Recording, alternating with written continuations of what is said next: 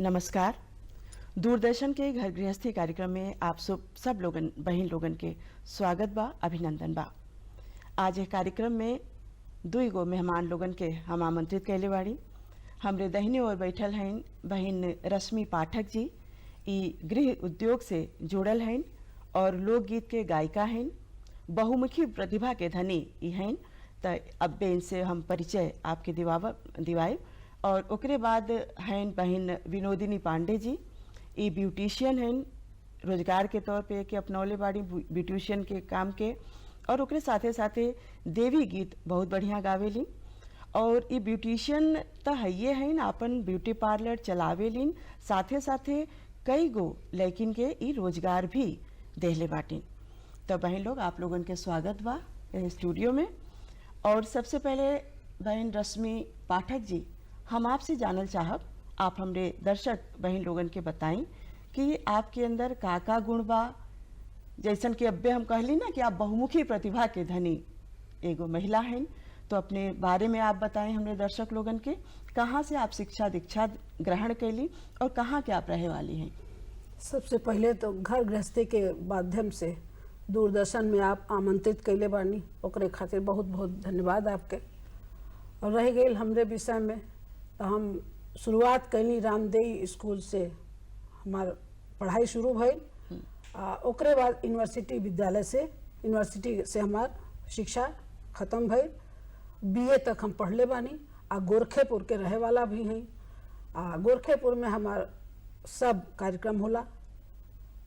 और रह गए कि शादी ब्याह भी आपके यही भइल, यही हमार नैहरो बा, यही हमार ससुरो बा, तो सब कुछ यही हमार बा। बहन विनोदिनी पांडे जी, अब हम आपसे जानल चाहब कि आप कहाँ के रहे वाली हैं और शिक्षा कितना आप अर्जित कैले हैं। ब्यूटिशियन के कोर्स का आप कोनो कैले हैं, कैसे में आपके रुचि भइल, ये बताएं। बड़ा अच्छा सवाल कैल गई आप। हम यही गोरखपुर के ही हैं, यही हमारा नैहर ससुराल दोनों यही है। अच्छा। हमें बचपन से शौक रहल है कि कुछ न कुछ करे के, काहे कि माई के आशीर्वाद शुरू से रहल बा। तो उन्हीं के प्रेरणा से, उन्हीं के मार्गदर्शक से हमें पढ़ैलिन लिखैलिन। हमें ग्रेजुएट ले पूरा शिक्षा में दिवैलिन हमार महतारी। और उन्हीं के आशीर्वाद से बड़ा संघर्ष कैल गई। लेकिन बियाह शौक तो रहल, लेकिन वहाँ ऐसा माहौल नहीं रहल, मौका नहीं मिलल कि हम जाके हम कुछ करी। शौक तो रहल है, यही ना कहले अंदर के इच्छा कबो मरेला नहीं। बियाह यही गोरखेपुर में भइल। और जब बियाह भइल तब बढ़िया परिवार हमें मिल गई। और चूंकि अंदर की इच्छा रहल है हमें कुछ कैले के, तब हमारे पति के सहयोग मिलल, तो हम अपन पार्लर भी खोल लेली। और शौक रहल सिंगिंग के, गईले के बड़ा शौक रहल, लेकिन जो ऊपर वाला चाहेले तो उन्हें होला। तो हम पार्लर खोलनी, ये हमार बेस रहल है। लेकिन एकरे माध्यम से हमें गायकी भी मिल गई। अच्छा। माता जी के दया से तो हम गावे भी लगली। कहला कि कौनो भी निम्न कार्य के शुरुआत जो होला वो देवी स्तुति से कही जाला, देवी गीत से कही जाला। तो आप संजोग से गावेली, देवी के भक्त हैं आप। तो हमरे दर्शक बहन लोगन के एगो देवी गीत गा के सुना दी थोड़े का। बड़ा मनमोहक आप बात कैली, काहे कि हमरे माई के ऊपर, अपने प्रभु पे बहुत भरोसा बा। तो हम दर्शकन के आपके सामने देवी गीत सुनावे जाती। और काहे कि यही देवी के गीत के माध्यम से सुनल जाए कितना सच्चाई बा, जो कुछ मांगे बा उन्हीं से मांगे बा। तो सुनल जाए। अचरा पसारी अइली तोहरे दुआर माए, पूरी द असरवा हमार। हे दुर्गा मैया पूरी द असरवा हमार। अचरा पसारी अइली तोहरे दुआर माए, पूरी द असरवा हमार। हे दुर्गा मैया पूरी द असरवा हमार। हमरो बेपतिया है राम अब मत देरी कर। हमरो बेपतिया है राम अब मत देरी कर। कई दे तू सुख के पसार, कई दे तू सुख पसार, हे दुर्गा मैया पूरी द असरवा हमार, हे दुर्गा मैया पूरी द असरवा हमार, अचरा पसार अइली तोहरे दुआर माई पूरी द असरवा हमार, हे दुर्गा मैया पूरी द असरवा हमार। बहुत बढ़िया ये देवी गीत आप गौली।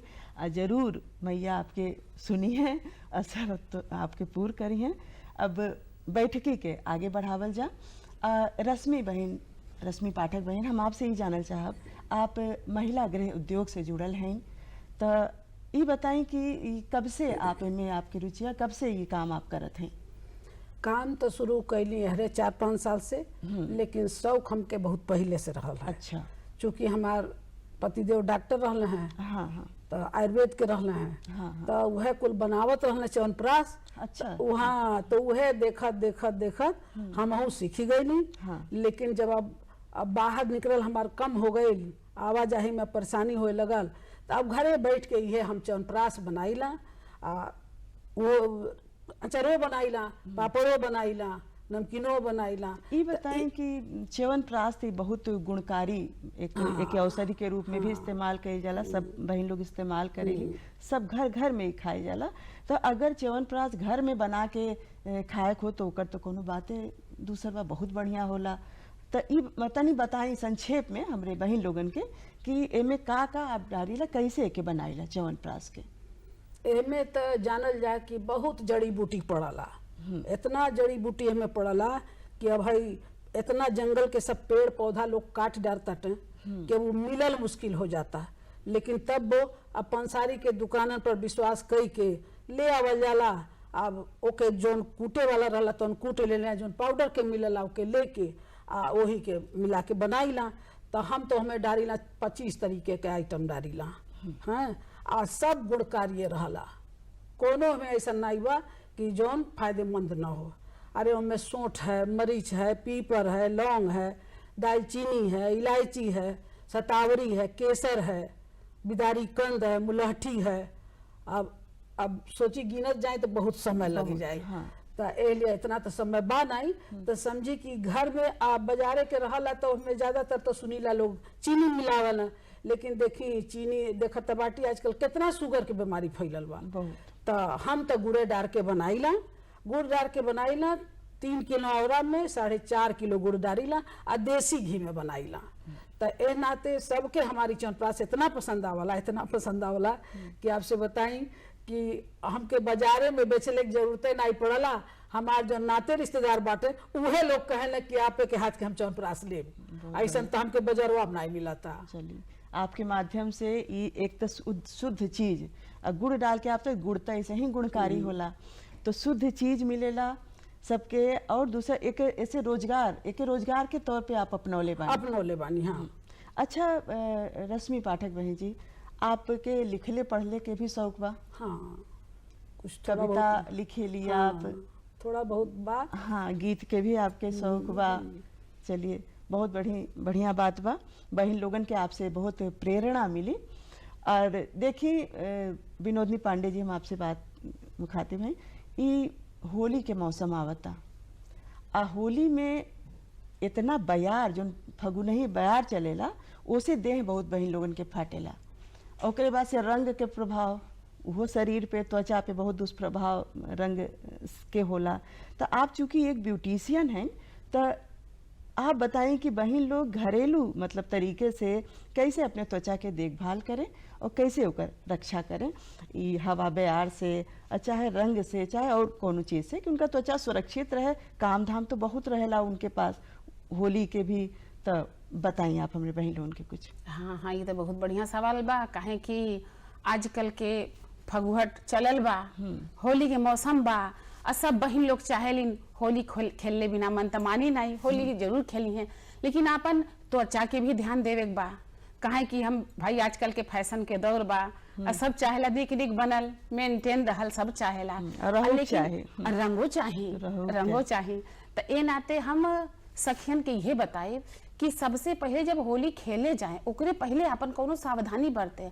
और सावधानी है कि तनी अपने त्वचा में नारियल के तेल, सरसों के तेल तो आजकल बहुत कम लोग लगावल चाहेले, काहे कि पहले वाला तेल तो बा नहीं। लेकिन अगर सरसों के तेल पूरा देह में लगा लें, नारियल के तेल लगा लें, दोनों नहीं माने अगर हो सरसों के तेल लगा लें, ना हो तो नारियल के तेल लगा लें। अब बाल में भी जरूर लगाएं, काहे कि रंग के नुकसान बाल में भी पड़ेला। इनाते बाल में भी बढ़िया से तेल लगा लें, हाथ पैर में। और जहाँ कोहनी होला, एड़ी होला, यहाँ पे पेट्रोलियम जेली जरूर लगा लें, काहे कि ओसे फटेला नहीं। जौन आप सवाल कैल गए कि फटे लगेला, हाँ। तो वो जरूर लगा लें। ना हो तो वैसलीन लगा लें, एड़ी पे लगा लें, कोहनी पे लगा लें। और तेल चेहरा में, हाथ में, पैर में नारियल के तेल चाहे सरसों के तेल जरूर लगा लें, काहे कि ऐसे रंग जल्दी चढ़ेला नहीं, स्किन के अंदर, चेहरा के अंदर, त्वचा के अंदर घुसेला नहीं, तो ये नाते नुकसान करेला नहीं। आराम से आदमी नहा धो लेवेला, शैम्पू कई लेवेला, तो रंग झट से उतर जाला। लेकिन ये होली खेलने के बाद शैम्पू नहले धोइले के बाद ओकरे बाद कोल्ड क्रीम जरूर लगा लें, काहे कि बड़ा ड्राई हो जाला, बड़ा सुखल त्वचा हो जाला, ते नाते कोल्ड क्रीम लगावल बहुत जरूरी बा। अच्छा बहन, हमके अभिन याद आवता कि होली के आप बात कैली, होली के माहौल तनी मनी बन गइल बा, फगुनहर चलते बा, तो एगो होली गीत हमरे बहन लोगन के सुना दें। आज तो बड़ा मन खुश कर देता थी आप, काहे कि हमार गईले के बड़ा शौक रहल है, तो आपके सामने 2 लाइन रखा तटी। आ कहे का बा, आज बीरज में होरी रे रसिया, आज बीरज में होरी रे रसिया, होरी रे रसिया बर जोरी रे रसिया, होरी रे रसिया बर जोरी रे रसिया, आज बीरज में होरी रे रसिया, आज बीरज में। आप लोग साथे गावल जाए, आज बीरज में होरी रे रसिया, आज बीरज में होरी रे रसिया, अपने अपने घर से निकसी, अपने अपने घर से निकसी, कौन सावर कौन गोरी रे रसिया, कौन सावर कौन गोरी रे रसिया। तनी सुनल जाए, तनी झूमल चाहेला सब, तनी झूमे। होली के ऐसन सीजन बात कहे बा, आज बीरज में होरी रे रसिया, आज बीरज में होरी रे रसिया, होरी रे रसिया बर जोरी रे रसिया, होरी रे रसिया बर जोरी रे रसिया, आज बीरज में होरी रे रसिया, आज बीरज में होरी रे रसिया। यही लाइन में सखी आप लोगों से कहल चाहब कि कहे का बा, तनी राधा कृष्ण जी के 2 लाइन अगर इजाजत हो तो जरूर गा दें, काहे कि राधा जी दही बेचे जाती है, आ कान्हा जी कैसे मिले लें ये देखल जाए। आपके बताए जाती, बीच मिले कन्हाई, बीच मिले कन्हाई, राधा दही बेचे चलेली, ये उलारा है। बीच मिले कन्हाई, बीच मिले कन्हाई, राधा दही बेचे चलेली, राधा दही बेचे चलेली, राधा दही बेचे चलेली, भला सिर पर धैली मटुकिया, मटुकिया मटुकिया, भला सिर पर धैली मटुकिया, मटुकिया मटुकिया, बीच मिले मोहन, बीच मिले मोहन, दहिया के मोल करेले, बीच मिले मोहन, बीच मिले मोहन, दहिया के मोल करेले, हम खैबे सजाओ, कान्हा जी कहले का, हम खैबे सजाओ, हम खैबे सजाओ, राधा दही बेचे चलेली, हम खैबे सजाओ, हम खैबे सजाओ, राधा दही बेचे चलेली, बीच मिले कन्हाई, बीच मिले कन्हाई, राधा दही बेचे चलेली, बहुत बढ़िया आप गौली। अब पूरा होली के माहौल बना देली। तो ई कहल जाला कि होली अब पकवान है, एकर बहुत गहरा नाता है। बहुत बही लोग परेशान है, हाई बनावे बा, हो बनावे बा, हो बनावे। तो पकवान विशेषज्ञ के रूप में बैठकी में आयल हैं रश्मि पाठक जी। तो रश्मि पाठक जी, आप बताएं, बहुत कुल बनेला, लेकिन आज आप बताएं कि मुख्य रूप से कोनो पारंपरिक पकवान के बारे में हमरे बहन लोगन के बताएं आप। बहुत बढ़िया सवाल पूछनी आप। होली के समय में तो सबसे पहले गुझिया मुख्य है। हाँ, ये तो हाँ, गुझिया यूपी के गुझिया और बिहार के पुआ हाँ ई दोनों तो बहुत प्रसिद्ध है। आ ओकरे बाद से तो हमें चिप्स है, पापड़ है, नमकीन है, रसगुल्ला है, तरह तरह के मिठाई बनाला। लेकिन हम खाली रसगुल्ले बनाईला, बाकी मिठाई में बड़ा हम उम्र इतना नहीं बा कि हम उतना सब बना सकी। लेकिन चिप्स, पापड़, कचरी, गोझिया, पुआ ई बनाईला हम जरूर। तो आज आप हमारे बहन लोगन के कौनो एक पकवान के बनावे के विधि बताई, और में का सामग्री पड़ेला इहो बताई, उनके लाभ हो ऐसे वो बनावे अपने घर में। तो गोझिया तो सब बहन लोग तो ज्यादा जानत होई हैं। गोझिया तो सब जानेला, सबे सब घर घर जानला। बना- लेकिन एक ठो नमकीन हम ऐसा बनाईला कि जौन बाजारे में कहीं मिलबे नहीं करला। तो दुकानदार लोग हमसे कहले कि अरे हई नमकीनवा कैसे बनावे ली, हमके तनी हमरे हाथे दे। तो हम वो कुल नहीं कह पाइला, हम अपने घरे खातिर, अपने लोग खातिर बनाईला। बेसन रहला, साबुदाना रहला, मूंगफली रहला, चूड़ा रहला, इस सब के हम छान देला। तब बेसनवा में तनी डायरेक्ट पड़ला नमक, हल्दी, मिर्चा के पाउडर तनी उसमें डाल के स्वाद के अनुसार मिला लेला, फेंट लेला, ओकरा से उसे छान देला, छन्ना से ओके छान देला। तो जब छना जाला तो खूब ढेर के सेवड़ा तैयार हो जाला। ओही में का करीला कि मूंगफली भूज के डाल देला, चूड़ा छान के डाल देला। अब बड़का साबुदाना एक ठो आवेला, यहाँ लोग बड़का साबुदाना बुझबे नहीं साबुदाना के बूंदी कहल जाला। हाँ, यहाँ सफेद सफेद लोग लेना कहले इहे तो मिला था। एक ठो बड़का साबुदाना आवाला, ऊ रहला शीशा के टुकड़ा ऐसा बड़े बड़े रहला। ता ओके जब छाना जाला तो ऊ फूल के बड़ा बड़ा हो जाला। ओके मिलावल जाला, आ ओही में चूड़ो छान के मिला दिया जाला। आ जीरा भूज के, आ मिर्चा भूज के, आ काला नमक ऊपर से सब्जी जब मिला दे तो यहाँ टेस्टी नमकीन तैयार होला कि कहीं नहीं बाजारे में मिलला वैसा चटकार नमकीन। चटकार नमकीन रहला। जे हमरे घरे होली में ले आवला ते खाई ते कही ए बहन जी तो आप ऐसा नमकीन बनले बाटी के बाजारे एके आप रोजगार के तौर पे अपने हाँ, गृह उद्योग के माध्यम से कर। हाँ, गृह उद्योग में भी बनावत रहिला। लेकिन ओमे साबुदानवा नहीं डारिला, होलिया में खास करके साबुदानवा डारिला। काहे से कि साबुदानवा बादे में तनी मेहरा जाला ना। तो यही नाते साबुदाना जब बिजनेस के तौर पर बनाईला तो ओमे साबुदाना नहीं डारब, लेकिन होलिया के दिन जरूर डारिला बनाईला। बहुत बढ़िया, बहुत बढ़िया। विनोदनी पांडे जी, ये बताइए आप कि जैसे बहुत से महिला और लड़कियां बहन लोग जो होली, छोट छोट लड़की लोग, तो इन लोगों के बहुत शौक होला ब्यूटिशियन के कोर्स करे के, ठीक बा। तो उ करबो करेली, उनका शौक होला करेली, कोर्स भी कैले वेली। उनके पास इतना पैसा नहीं होला कि वो कैसे अपन ए रोजगार के तौर पे के अपनावे। तो ये बताएं कि आप ब्यूटी पार्लर कैसे खोल ली, उनमें कितना पूंजी उंजी लगल, कुछ ज़्यादा लगल कि का लगल, कैसे हमने बहन लोगन के आप थोड़ा सा एक बारे में जानकारी दें। अच्छा, बहुत बढ़िया सवाल के लिए। काहे कि कोनो जरूरी नहीं बा कि जी के मन में इच्छा बा, शौक बा, पैसा की भी जरूरत बा और के रोजगार करी तबे दो पैसा आई। तो हम अपने पार्लर पे हम अपन गरीबन के भी सिखावल जाला, अमीरन के हर लोग आवेला। लेकिन सबसे बढ़िया आज तो सरकारी भी निकाल दे वाला। आजकल पार्लर सिखा जेकर पास पैसा नहीं बा ओहू सीख सकेला, हमरे पास भी आ सकेला। ई देखल जाए कौनो जय नहीं लोन लेके अपन एक रोजगार के शुरू। लोन उहे का सरकार इतना बढ़िया सुविधा निकाल देले बाटे, लोन कैले, लोन कह के अपन पार्लर खोल सकेला। कौनो जब 2 लाख 4 लाख हम जब लगाई तब वही कमा से, कौनो जरूरी नहीं बा।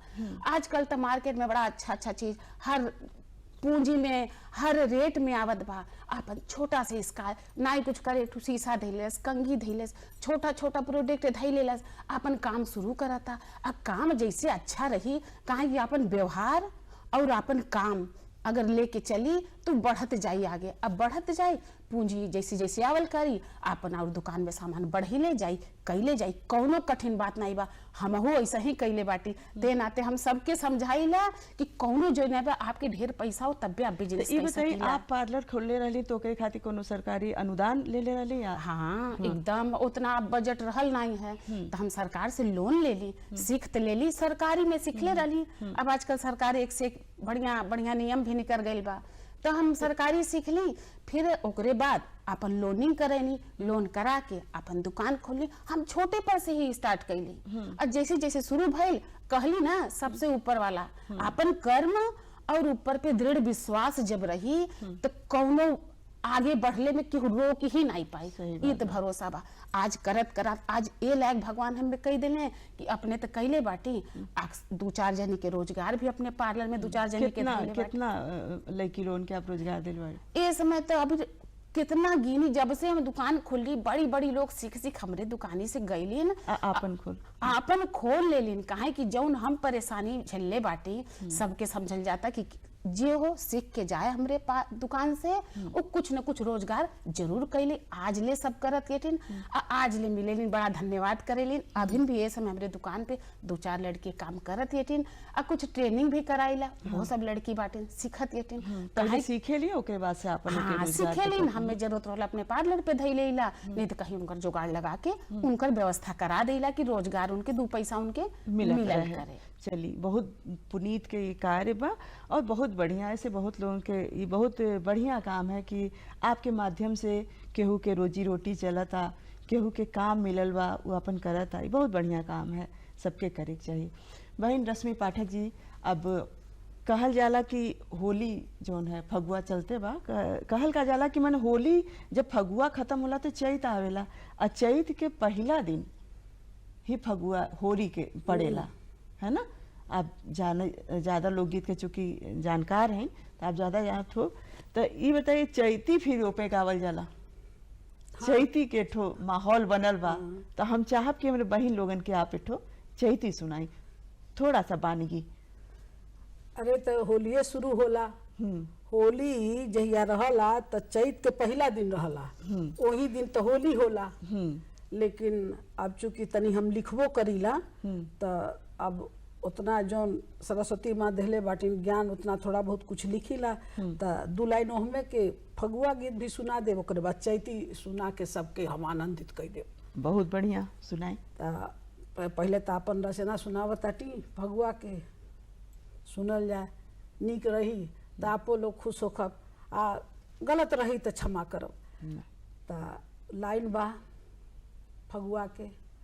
पोरे पोरे दरदिया जगावे महीनवा फागुन के, पोरे पोरे दरदिया जगावे महीनवा फागुन के। सुगही चिड़ैया बोले भिनु सारे, सुगही चिड़ैया बोले भिनु सारे। कुह के कोयलिया पीरितिया जगावे, कुह के कोयलिया पीरितिया जगावे। मोरा रही रही फर के नयनवा पवनवा फागुन के, मोरा रही रही फर के नयनवा महीनवा फागुन के। अबीर गुलाल सब सखियाँ उड़ावे, अबीर गुलाल सब सखियाँ उड़ावे। मिल के सब संग फगुआ गावे, मिल के सखी सब फगुआ गावे। मोरे मन में आसरवा लगावे महीनवा फागुन के, मोरे मनवा आसरवा लगावे महीनवा फागुन के। अब कहले बाटी आप चैती के, ता पहले हम चाहत हैं कि तनी कुछ बतिया दें एगो और पकवान के बारे में, हमरे बहन लोगन के बता दी, ओकरे बाद चैती, तब बहुत बढ़िया लगी। ये बताई पुआ, आप बिहार से चूंकि जुड़ल हैं, तो पुआ बहुत वहाँ के एक ठो पारंपरिक डिश हवे, पकवान हवे, एकर बड़ा महत्व बा, घर घर बनेला, चढ़ावल जाला मैया के, देवी माई के। तो ओकरे बारे में तनी सा बताई कैसे बनावेली, बिहार में कैसे बनेला पुआ? तो वह तो कहली ना आपसे कि बिहार में पोवे मेन है, गोझिया वो लोग उतना नहीं बनावेला। ससुराल चूंकि हमार बिहार के है ना, गईली तो नहीं, लेकिन वो जानी लग कि हमार सास ससुहे बनावत रहली, लेकिन बहुत विधि विधान से वो बनला, इतना बढ़िया होला, वो इतना बढ़िया होला कि वैसन पुआ यहाँ बनाई नहीं पहिए लोगन। तो ओमे का पड़ला बता दी आपके। अरे आटा रहला, मान ली 1 किलो आटा रहल, तो हमें जौन बा 2 किलो चीनी, 100 ग्राम सूजी, अच्छा, ओके डाल के पानी से फेंट के और रख दिहल जाला राती में। फिर अगले दिन फिर फेंटल जाला, ओके फेंटत फेंटत जब ले बरी नहीं बनला, कड़ी बरी वाला बरिया, तो जब उभर जाला पनिया में ऊपर तैरे लगला, तब ओके जन मान लिया जाला कि फेटा गई। तब ओमे काजू है, किशमिश है, बादाम है, गरी है घिस के, छोटी इलायची के पाउडर कई के, ये सब ओमे जब डाल दिया जाला आ जब ओके फिर फेटल जाला दिनवा में तो दूध जरूर डालल जाला, दूध पकल केला आ ओकरे बाद एक हाथ ठो छाने के पड़ला।